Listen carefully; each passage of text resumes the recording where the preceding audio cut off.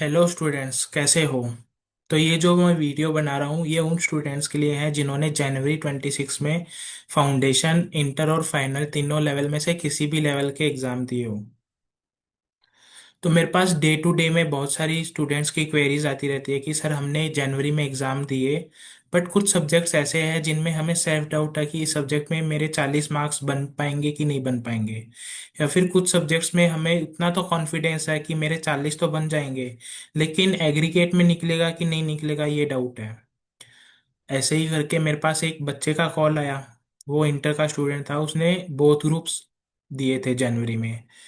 तो जैसे जनरली हर एक सीए स्टूडेंट करता है, जो लास्ट पेपर होता है घर पे आते ही सबसे पहला काम यही है कि जो पेपर्स हो गए उनका पेपर मैच करो। जो भी यूट्यूब पे रिसोर्सेज अवेलेबल है, हर एक बच्चा, इवन जब मैं इंटर में था, फाउंडेशन में था, फाइनल में था, मैं भी यही करता था।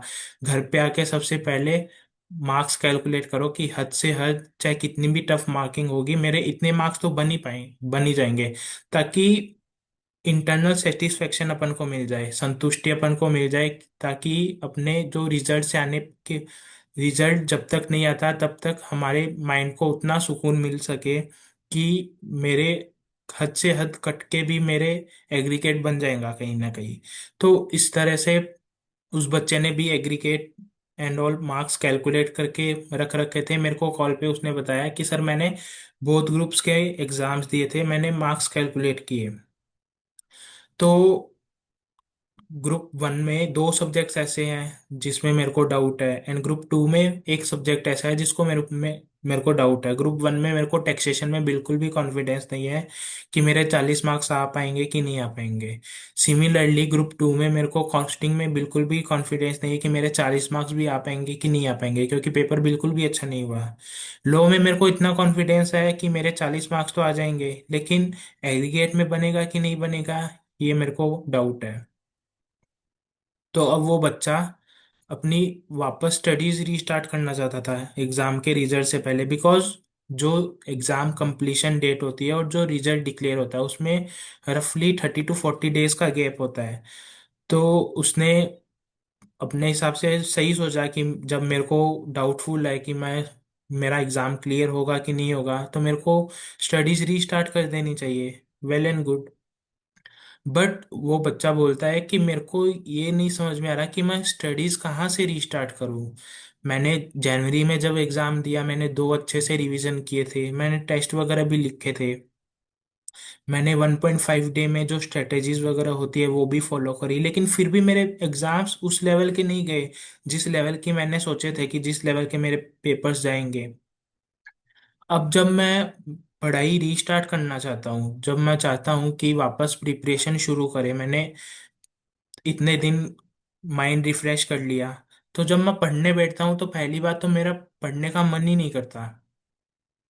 एंड जिस दिन मेरा पढ़ने का मन करता है उस दिन मेरे को ये डाउट शुरू हो जाता है कि मैं कहाँ से शुरू करूँ। क्योंकि जो भी चीज़ मैं पढ़ने बैठता हूँ मेरे को मन में यही आता है कि ये तो चीज़ पढ़ी हुई है, उसमें क्या, ये तो मेरे को आती है ऑलरेडी।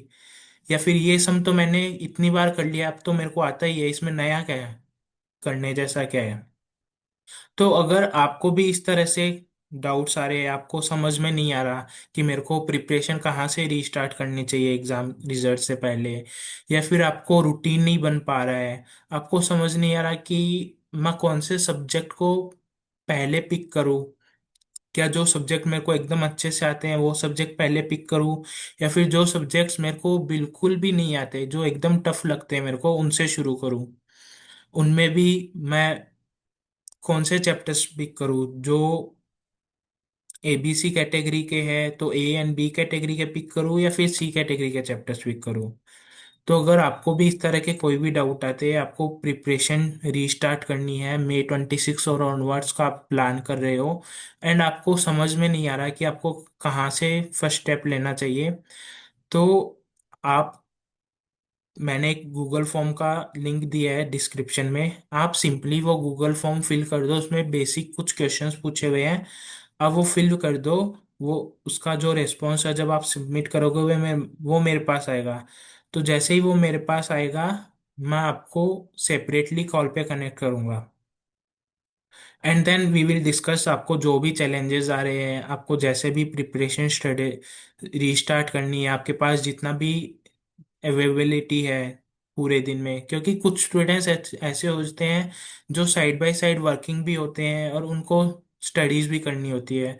कुछ स्टूडेंट्स ऐसे होते हैं जिनको घर पे काम करना होता है एंड देन सीए की स्टडीज भी करनी होती है। कुछ स्टूडेंट्स ऐसे होते हैं जिनको फुल टाइम स्टडीज वो कर सकते हैं, लेकिन उनको ये समझ में नहीं आता कि हम किस वे में स्टडीज करें, हमारी क्या स्ट्रेटेजी होनी चाहिए, हमें कितने सब्जेक्ट्स एक दिन में कवर करने चाहिए।